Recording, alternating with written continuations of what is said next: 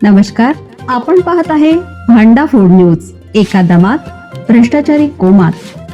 Social media, कर्जबाजारी, गुन्हेगारी, सट्टेबाजी, चोरी, मटका, जुगार, दारू, सावकारशाही, न्यायाच्या प्रतीक्षेत प्रशासन. भांडाफोड न्यूज. एका दमात भ्रष्टाचारी कोमात. उपमुख्यमंत्री शिंदेंच्या पुतळा दहनवरून बिंदू चौकात पोलिसांशी झटापट, धक्काबुक्की.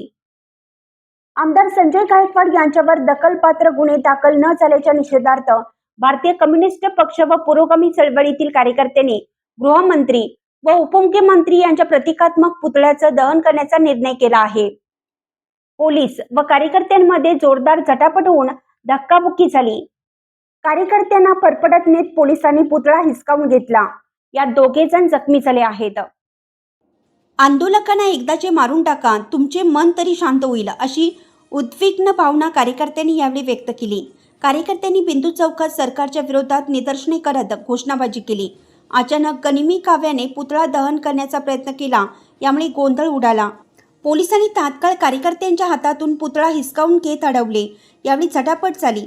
पोलिसांनी कार्यकर्त्यांना अक्षरशः ओढत नेत धक्काबुक्की केली. यात शिवाजी माळी, दिलदार मुजावर जखमी झाले आहेत. धीरज कठरे, सुनील कोळी, सुशील शिंदे, अक्षय दाभाडे, श्रीकांत कोळी यांना ताब्यात घेतलं. कॉम्रेड रघुनाथ कांबळे, दिलीप पवार, स्मिता पानसरे, गिरीश फोंडे, प्रशांत आंबी, आरती रेडेकर, बाबासाहेब देवकर सहभागी झाले होते.